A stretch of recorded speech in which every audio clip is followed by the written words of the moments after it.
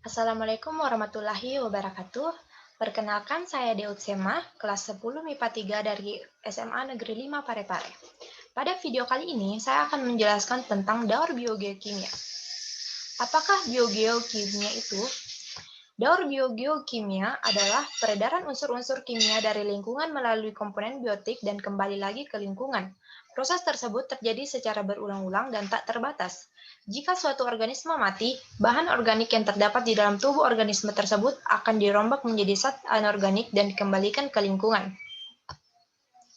Daur biogeokimia dapat dikelompokkan dalam 3 tipe, yaitu daur gas, daur cair, dan daur padat atau sedimen. Daur gas meliputi daur karbon dan daur nitrogen. Daur cair meliputi daur air, sedangkan daur padat atau sedimen meliputi daur fosfor dan belerang. Daur air berbeda dengan daur biokimia lainnya, karena sebagian besar aliran air terjadi bukan melalui proses kimia, melainkan proses fisik. Air mempertahankan bentuknya sebagai H2O kecuali terjadi perubahan kimia dalam proses fotosintesis.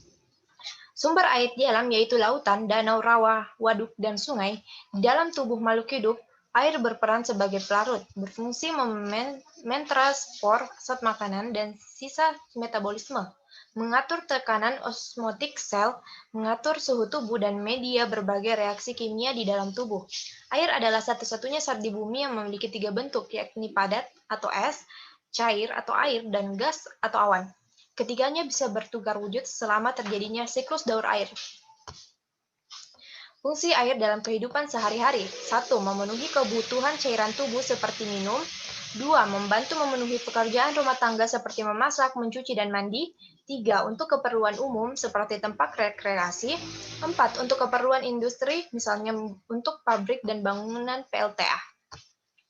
Proses daur air. Siklus daur air yang pertama yaitu penguapan, lalu kondensasi, lalu presipitasi, dan limpasan, dan terakhir infiltrasi.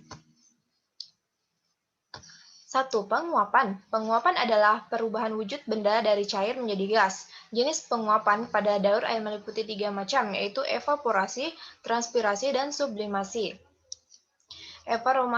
Evaporasi adalah proses berubahnya air menjadi uap air karena terkena sinar matahari.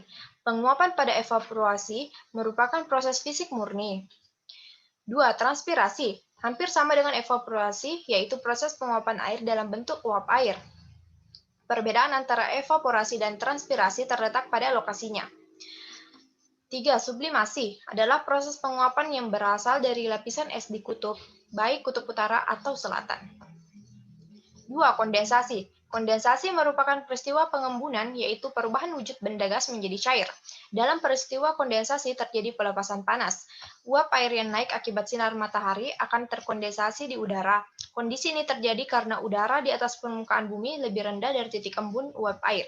Dalam tahapan daur hidup air, proses di mana perubahannya uap air di atmosfer menjadi partikel es yang sangat kecil di suhu yang rendah. Partikel es tersebut saling mendekat satu sama lain sehingga akan menggumpal sebagai awan. 3. Presipitasi. Peristiwa presipitasi lebih akrab disebut dengan hujan. Presipitasi terjadi ketika udara menjadi jenuh. Udara menjadi jenuh akibat 2 proses, yaitu pendinginan dan penambahan uap cair.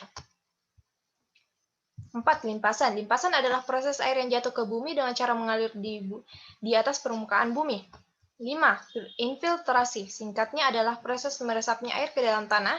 Infiltrasi jadi salah satu faktor dalam siklus hidrologi yang memainkan peranan penting dalam mendistribusikan air hujan sehingga sangat berpengaruh terhadap limpasan permukaan banjir, erosi, ketersediaan air untuk tanaman, air bawah tanah, dan ketersediaan air untuk irigasi di musim kemarau. Beberapa faktor berpengaruh pada kelangsungan daur air adalah cahaya, matahari, suhu udara, arah angin, dan kelembapan udara. Lalu mengapa infiltrasi hujan di setiap wilayah di dunia berbeda-beda? Pada daerah gurun, pasir hujan sangat jarang terjadi, sehingga jumlah air sedikit. Hal ini terjadi karena resapan yang diterima pada daerah tersebut sedikit dan iklim cenderung panas. Adapun di daerah hujan tropis, hujan dapat berlangsung sepanjang tahun, maka banyak air yang diserap. Daur air merupakan proses yang terus-menerus terjadi setelah ada lautan di bumi. Jika manusia senantiasa menjaga keseimbangan alam, maka air tidak akan pernah habis karena kelangsungan daur air juga terkait dengan iklim. Sekian penjelasan saya, semoga bermanfaat. Mohon maaf bila ada kesalahan. Saya pamit undur diri. Wassalamualaikum warahmatullahi wabarakatuh. Terima kasih.